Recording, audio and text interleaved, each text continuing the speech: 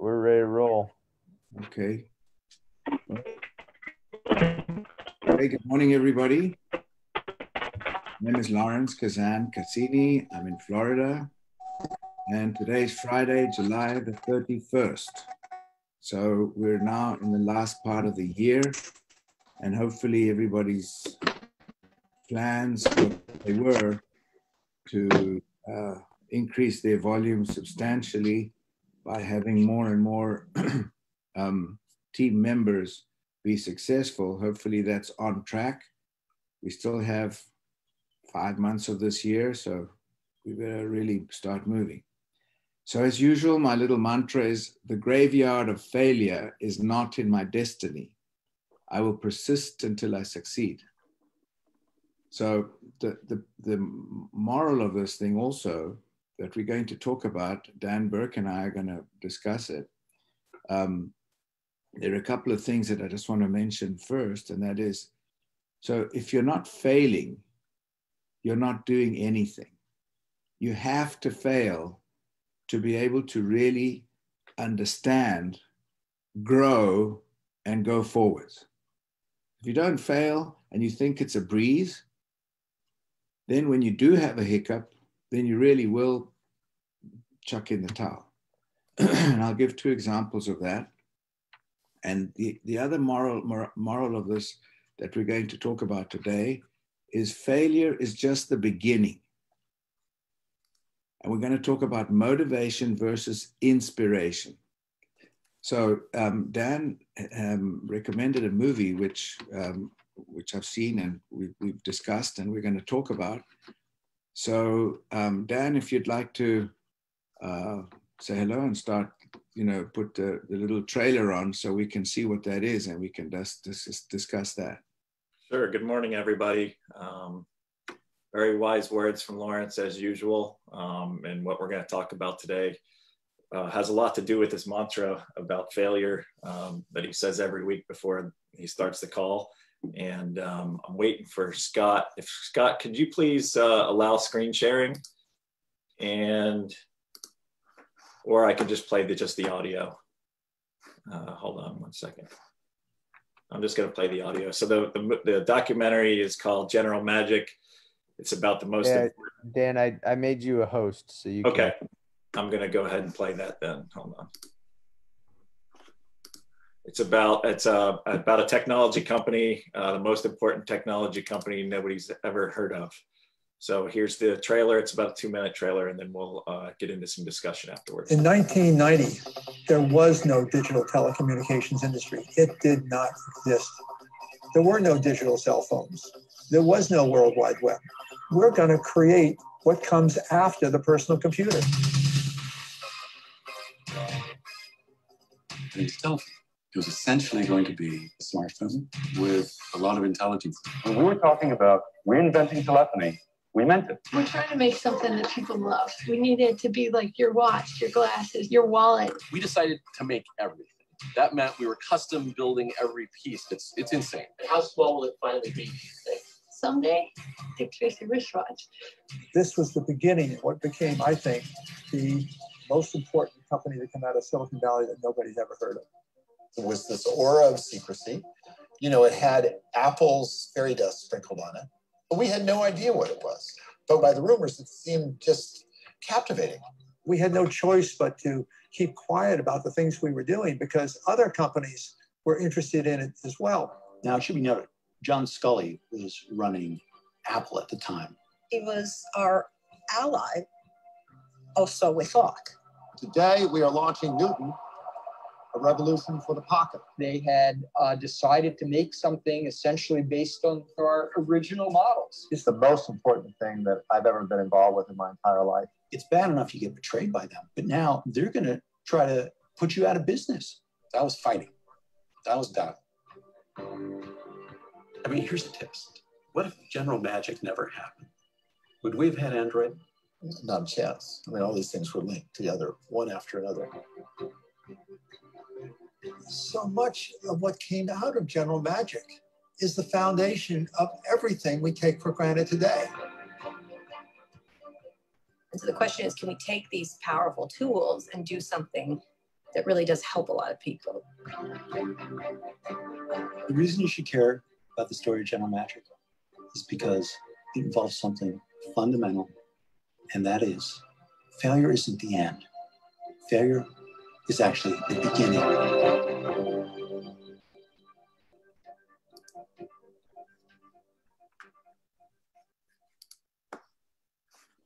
Yeah, that's, we're going to expand on that a little bit, but that's a company that no one ever heard of. And yet the people who founded that and who worked at that, it became a publicly, I won't tell you the whole story because we don't want to spoil it, but just so you know, it became a publicly traded company, and it eventually, and it was the forerunner of most of the technological breakthroughs we've got today. And it actually went bust. However, the people that were in there, the people who were instrumental in the genius that was there, are now people that are, for example, a very shy guy who was at the back of the room, a little nerdy guy, and he went with his idea to bring it up, and they said to him, "That's a ridiculous idea." Well, that's now eBay. Some of the other leaders are in Google. Leading of Google and leading in Amazon, and even in the White House, they've got people working there. I mean, these people were geniuses, but they were ahead of their time, and they had something which I thought, my take on this, Dan, I don't know, was it's important it's important for others to see what you see, but you have to understand what they're seeing so that you can show them how they should see what you see. It sounds complicated, but basically, if you've got something that's amazing, you've got to find a why for other people to use your genius on that, or your thoughts, or your idea, or whatever you're presenting.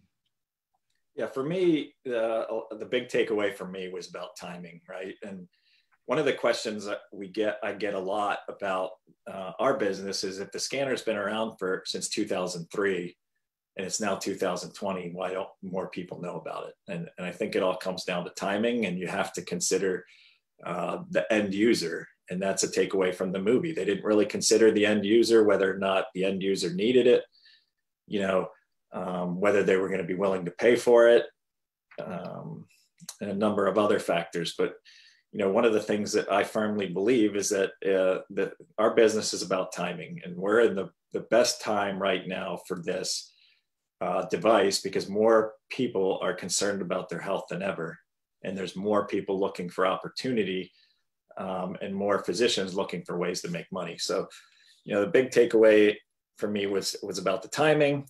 2003 probably wasn't the right timing for the biophotonic scanner, because a lot of people weren't concerned about overall health and wellness, but we're seeing that now.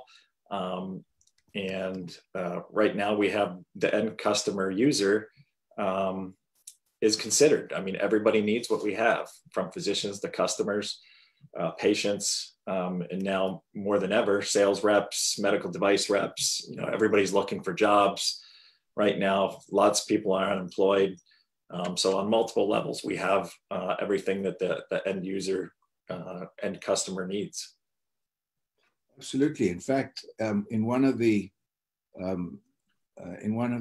clips on the movie there, they were talking about, catching the wave at the right time. Too early, your arms get tired. Too late, you missed it.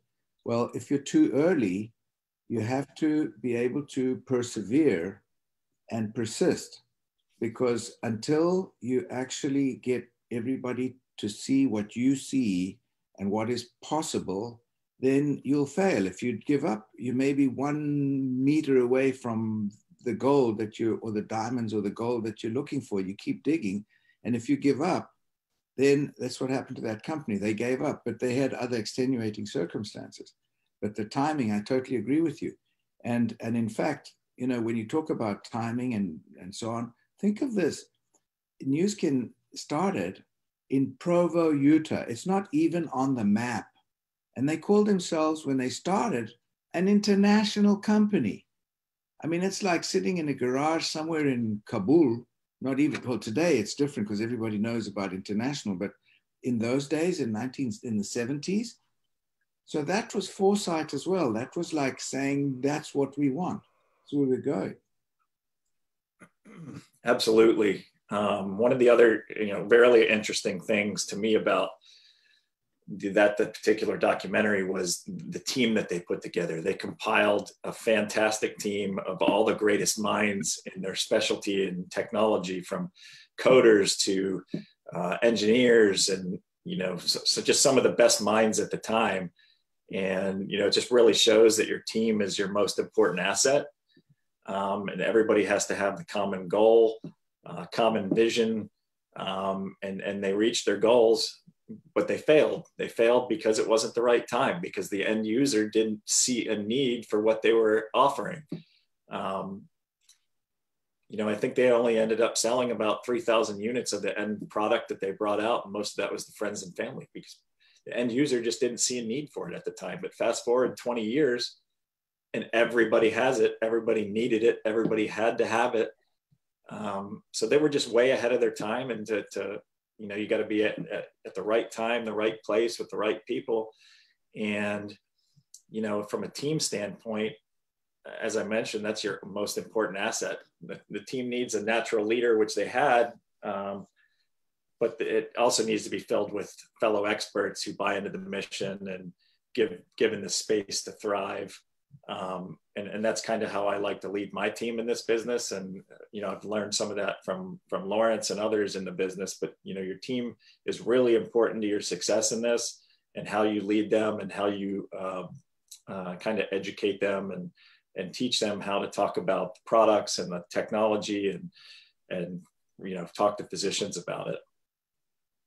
Yeah, I mean, these people were really, really inspired, more than motivated. They were inspired by their dream.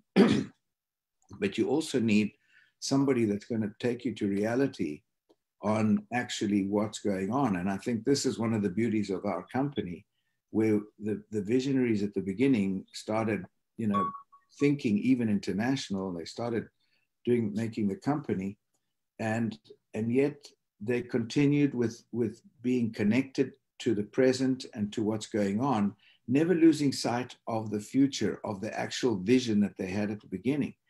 And I think we've now got the unique possibility of having a company which is 36 years old, and where the future now is just as attractive, real, with a possibility, pregnant with possibilities that they thought of back in the 70s. And we can now adapt everything to the realities, thanks to the evolution of all the technologies we've got, and the company's products, and the science, technology, innovation, which for me has always been the key to everything, which is the passport to the future. Science, technology, innovation, what's we got? So, and we can now, we've now hit the moment when it's right. Everybody wants what we needs, everybody needs what we have. We've just got to show it to them, whether it's the scanner and healthcare. Could it be a bit a minute time? I don't think so. I 100% agree with you. Based on what we're seeing, the interest levels, more, our sales are up on supplements. We're gaining more traction with the scanner. It's just been phenomenal these last 3-4 months. And, our team has done a really fantastic job of keeping our eye on the prize, even through all this adversity. And, it would have been easy for us to fail over the last 3 or 4 months, if you let all these distractions pull you away from the business. But, one of the important things to me about Pharmanex is, we had the visionaries of the Changs and Carl Gerasi to break away from the pharmaceutical side of things and start a company that were held in the supplement space, that were held to a higher standard. And if they hadn't done that, you know, most of us here are involved in the Pharmanex side of the business, we wouldn't be here. And if they didn't have the foresight of the biophotonic scanner and to see how that fit in with the supplement line, you know, this whole thing could have failed. You know, I learned more from my failures than I do from my successes. So, you know, I look at failures as a very important part of my life. I'm always pushing the boundaries, trying to learn more, do different things.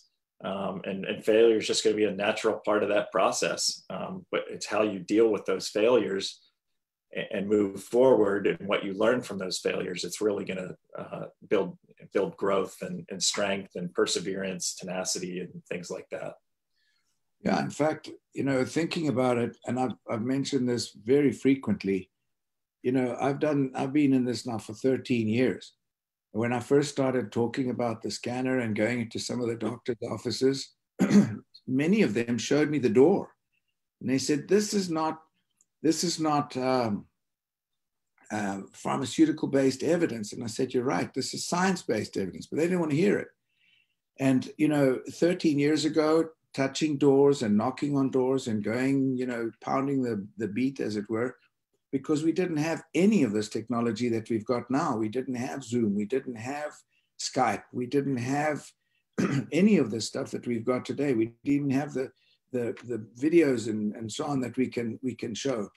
So, you know, the perseverance and you've just got to stay with the eye on the ball and never quit, never allow the self-doubts to come into your mind. And then the other thing, what Dan just said also, the other fantastic thing is we've got an incredible team of people that are there to support.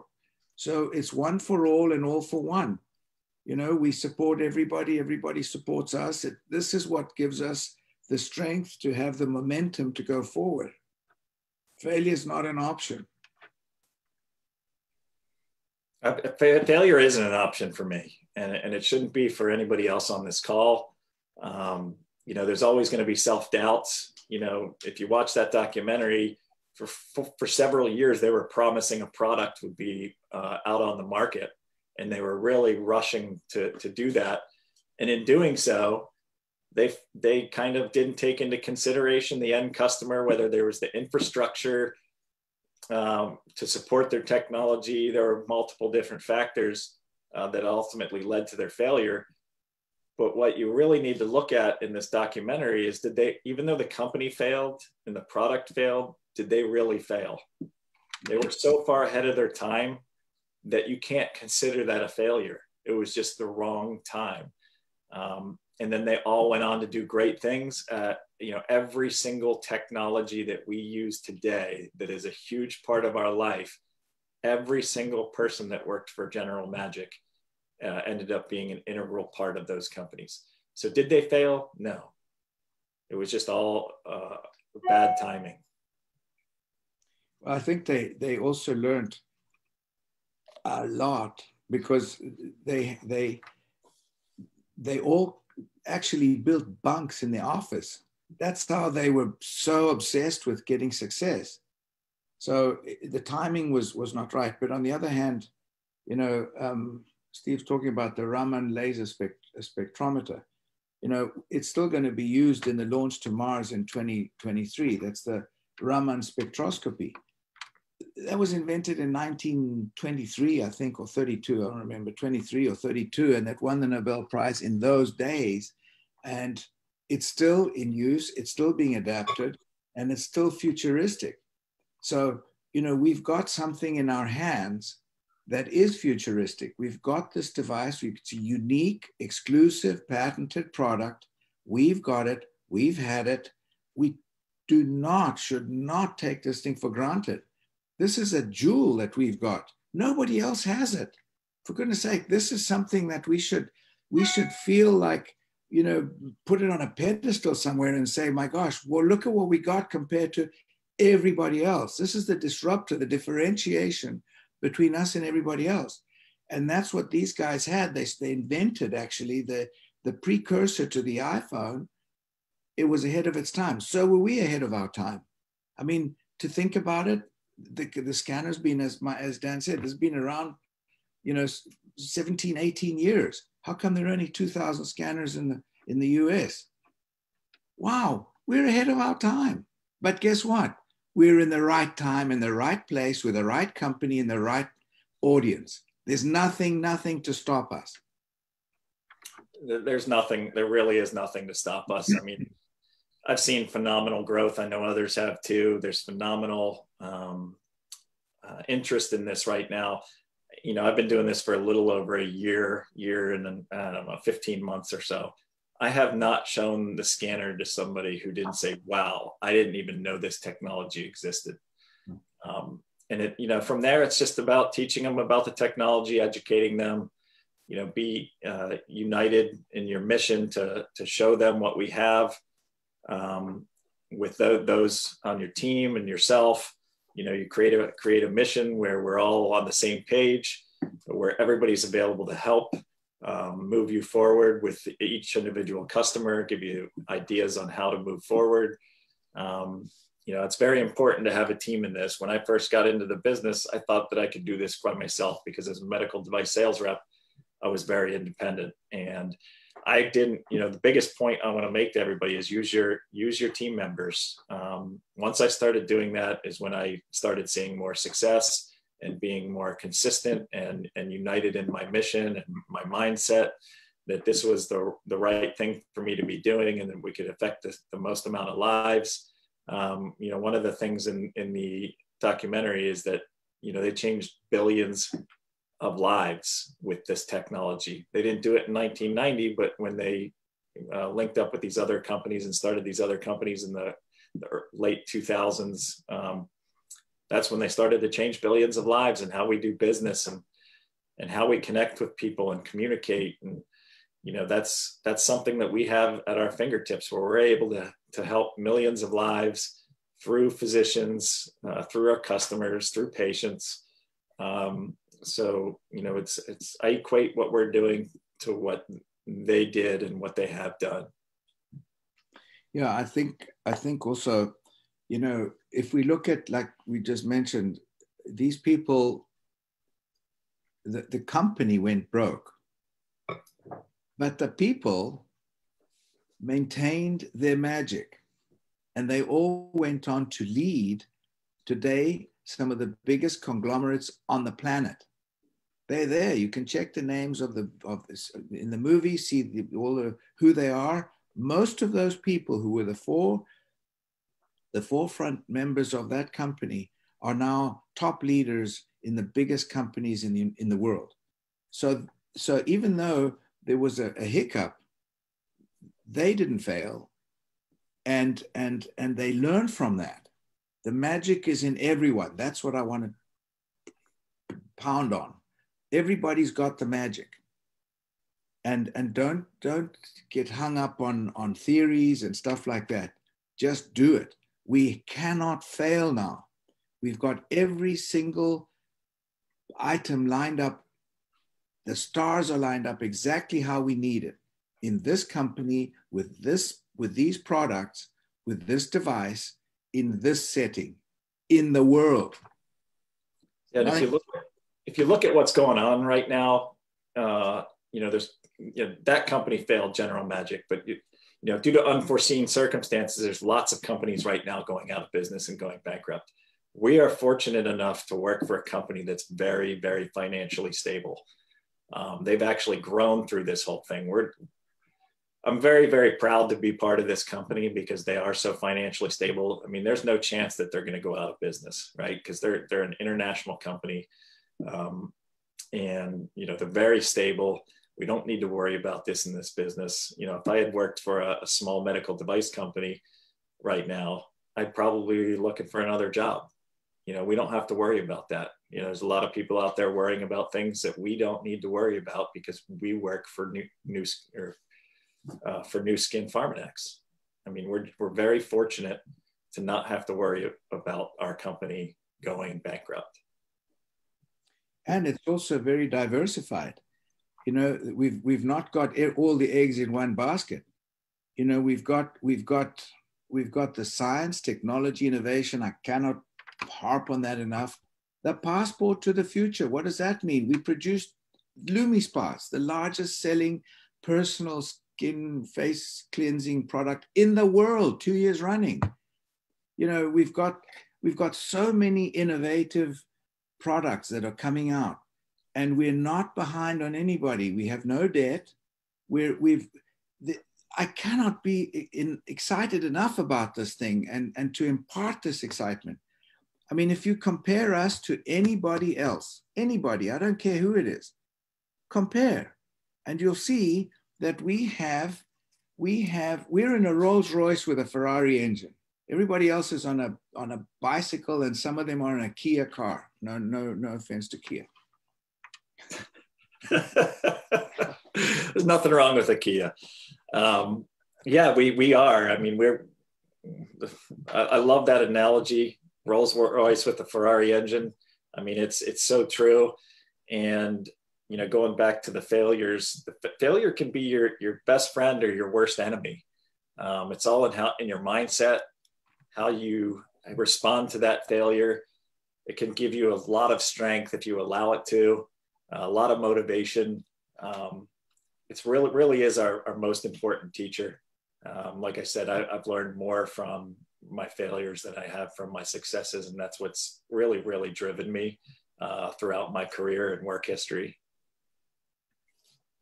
Actually, we spoke with someone yesterday by coincidence with Dan. The person was calling me, and Dan called at that moment. So I put Dan on the call, and the person said, "Oh, you know, I've been on this thing now for 6 months, and it's, you know, I think I'm going to have to work less because I'm not having any success." And you know, this is something that I thought it could be much easier, and I'm not having any success. In the meanwhile, the person's been listening to all the Tony Robbins calls in the last 2 months. There've been lots of Tony Robbins calls, all the motivational things. So unless we understand the message of, and unless we imbibe the message, and we think about it and we put it into practice, it's just a theory. So, you know, I didn't have any success for the last few months. I think I'll work less on this and I'll find something else. That's exactly the wrong attitude. If it was me, and it is sometime, and it has been, and it periodically is, I didn't put a single scanner this month. Not one. Me. Not one. Does that mean I'm going to fail? Does that mean I failed? Absolutely not. That means now I've got to fire my what I'm sitting on to get to get this thing really moving now. That's an inspiration for me to make it happen. You can listen to all the Tony Robbins you want. You can listen to all the motivational things you want or hear. But if you're only hearing it and you're not listening, it's not going to do you any good. It's the same thing with seeing an opportunity and seizing an opportunity. You can see a million opportunities, but if you don't find one that you think is going to be viable for you and seize it, you're never going to go anywhere. So it's a difference between hearing and listening, seeing and seizing. You know, to one of the big points we made when we were talking to this person yesterday is, you know, you're literally a week away from potentially placing 2 scanners and being very successful with this. You know, don't give up now. You've already put in 6 months worth of work. All that work's going to be wasted. You know, if this is something that you truly believe in and, you know, you have the mindset to make it work, you're going to make it work. You know, if you're doing the work, if you're being consistent, if you have that mindset that failure will only breed success, you know, and he hasn't failed. He's doing all the right things. He just hasn't seen that success yet, but it's going to come. It's going to come. And also, since we're on this, I'll just, by the way, Martin just says, attitude changes all. It's all about mindset. So just a quick note, the person that got me into this business, I was the very first person he ever contacted at a BNI meeting, the very first one. And in that week, I got my scanner. In those days, it was $500. I got my scanner and he thought, oh my gosh, this is quite easy.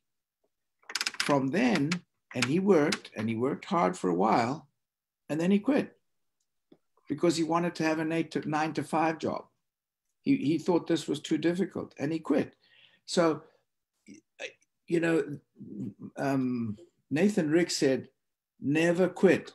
The Marines never quit. These are things we've got to put in our mind. If you fail, analyze it. What did I do right? What did I do wrong? What was the problem? How can I fix it? But never quit. Go forwards with enthusiasm, especially when we've got this incredible company behind us with the supplements, with the products, with the science, with everything. This is really the moment to knock it out the park. We've got 5 more months this year. Everybody should put their goals and make them goals that are shoot for the stars. You might hit the moon, but I mean, make some proper goals and make sure that we stick to it now. Mike says, in the last week, I've had more people reach out to me from contacts I made weeks and months ago. Yes, we all have. We discussed that with Mike this week. There are people that are calling now that we talked to 3, 4, 5, 6 a year ago that are now calling and saying, hey, what was that thing you were talking about again? Because the timing wasn't right. We're always talking about the 12 o'clock. When it's 12 o'clock, it's the right time for everybody, for that person. Not everybody's going to be at the right time. So what I'm saying is that it's becoming more and more and more fertile ground, because the more screwed up the world is, the more uncertainty there is, the more problems that there are out there, the more receptivity we can have, because we've got something to solve other people's problems, whether it's time, whether it's money, whether it's security, whether it's whatever we want to talk about. We have the stuff, we've got the tools to help everybody. It's no excuse.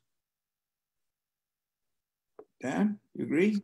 I 100% agree with you. And, you know, failure really helps you develop grit, perseverance, tenacity. And those are all the things that you need to be successful in this business. You know, you can't, say, oh, I'm going to do that. I'm going to make some calls tomorrow, and then I'm going to wait a week and I'm going to make some more calls.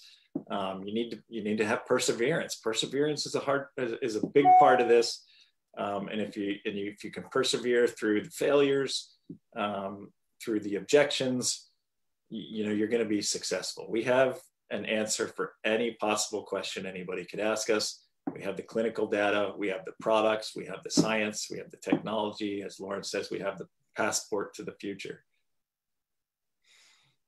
So it's 10:04, guys. That's it. I mean, I'm just getting on my pedestal. I mean, on my, what do you call it, on that thing to talk about, to get all fired up. I'm fired. I just fired myself up. So, so let's get off the phone and let me get on with it.